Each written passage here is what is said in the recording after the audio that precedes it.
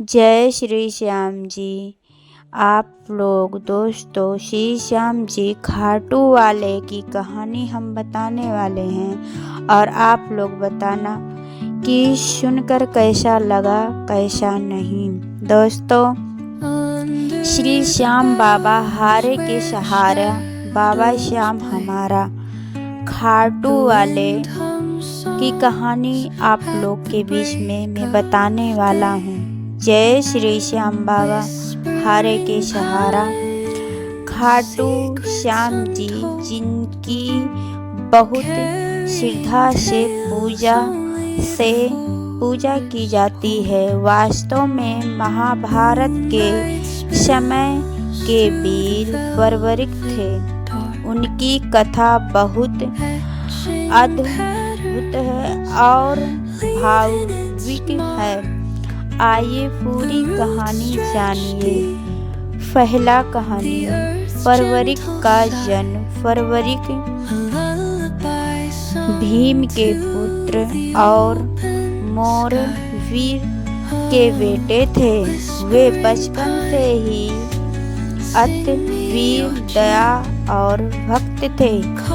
उन्हें अपनी माँ से तीन तीर मिले थे, जिन्हें शक्ति अपराहन थी, इसीलिए उनका नाम तीन बाणधारी भी पड़ा। तीन बाण की शक्ति परवरिक के थे। तीन बाण इतनी शक्ति थे कि पहला बाण दुश्मनों पर निशाना लगाना सकता था और दूसरा बाण मित्रता पर निशाना लगा सकता था और तीसरा बाण सभी दुश्मनों पर एक ही क्षण में नष्ट कर देता था। कहा जाता है कि अकेले परवरिक ही पूरे महाभारत की सेना को पल भर में समाप्त कर सकते थे। महाभारत का युद्ध और परवरिक का वचन। जब महाभारत का युद्ध शुरू होने वाला था, परवरिक भी युद्ध भूमि की ओर चल पड़े थे। श्री कृष्ण उन्हें अपने पूछा, तुम किस ओर से युद्ध करोगे? परवरिक ने कहा, मैं सदा कमजोर पक्ष का साथ दूंगा। श्री कृष्ण समझ गए कि यह अस्थिर परेशानी को बढ़ा देगी, क्योंकि युद्ध में पक्ष बदलता रहेगा और वीर परवरिक की शक्ति से युद्ध ये संतुलन बिगड़ जाएगा। नंबर 1, श्री कृष्ण की परीक्षा और शीश का दान। दोस्तों, ये कहानी बहुत ही ध्यान से सुनना और आपका जीवन बदल देगा। श्री कृष्ण ने परवरिक से उनकी वीरता की परीक्षा लेने के लिए दान में शीश मांग लिया। फिर वीर परवरिक ने प्रसन्न होकर कहा, गुरु, दान देने के लिए शीश शरीर और छोटा पड़ जाता है। उन्होंने बिना झिक अपना सिर झटके में अपना सिर काट के दान दे दिया। श्री कृष्ण जी ने कहा कि परवरिक अपना शीश हमें दान में दे दो, और श्री परवरिक जी ने देर भी न लगाई, झटके में अपना शीश काट के दान दे दिया श्री कृष्ण को। यह बलिदान इतना महान था कि युद्ध के बदल दिया। श्री कृष्ण ने कहा, असली विजेता तुम ही हो जो युद्ध शुरू होने से पहले ही त्याग दिया।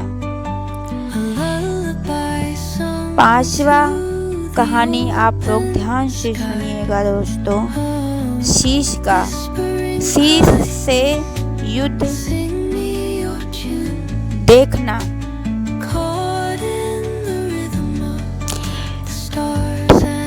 गुरु होने से पहले ही शीश से युद्ध देखना। कहा है कि श्री कृष्ण ने वीर परवरिक कटे हुए शीश को एक ऊंचे पर्वत पर रखा, जहां से उनका शीश पूरा युद्ध देखता रहा। इसीलिए उन्हें श्याम नाम दिया गया। दोस्तों, उनका नाम श्याम श्री कृष्ण दान शीश काटने से ही पड़ा। इसीलिए उन्हें श्री कृष्ण श्याम को अपने गुरु रूप में स्वीकार किया। और 6वां कहानी है खाटू श्याम के रूप में पूजा क्यों की जाती है। तो दोस्तों, ये कहानी को ध्यान से सुनना। श्री कृष्ण ने वरदान दिया, कलयुग में श्री श्याम के नाम से पूजे जाओगे। जो भी सच्चे मन से तुम्हें याद करेगा, उसकी हर मनोकामना पूरी होगा। इस वरदान के कारण आज राजस्थान खाटू श्याम में उनकी बहुत भाव पूजा होती है।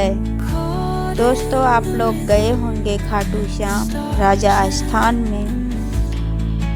वहाँ का मानना है कि ये हारे के सहारा हैं। जो हार के जाता है उन्हीं को ये जिताते हैं। दोस्तों, वहाँ जो भी जाता है एक बार, वो एकदम भावुक हो जाता है और अपने आँख से आंसू ऐसे बहते हैं कि रोक ही ना पाओ। वहाँ का कहानी और वहाँ का श्रद्धा अलग ही है दोस्तों।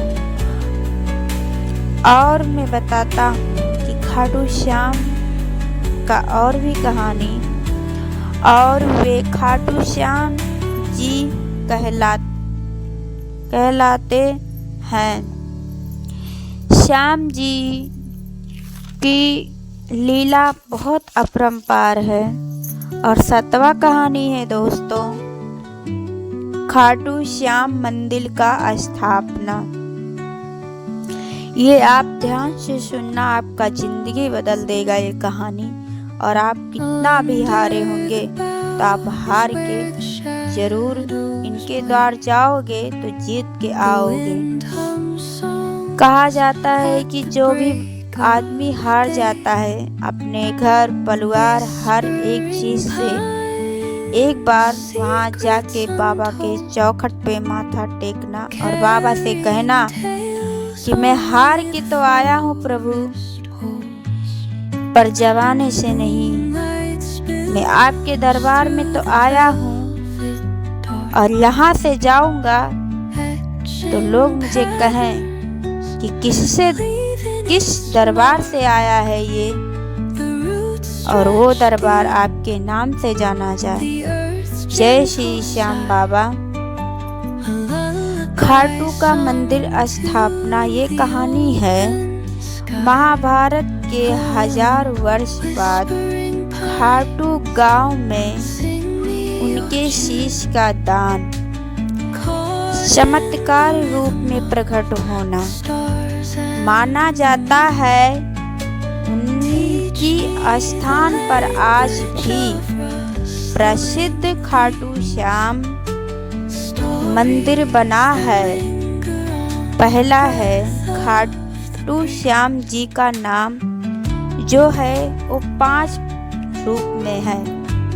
पहला है उनका नाम श्याम बाबा, और दोस्तों, आप अगर शाम सवेरे शाम बाबा का नाम लेते रहे तो आपका हर संकट दूर हो जाएगा। और दूसरा है हारे के सहारा, और तीसरा है शीश का दानी।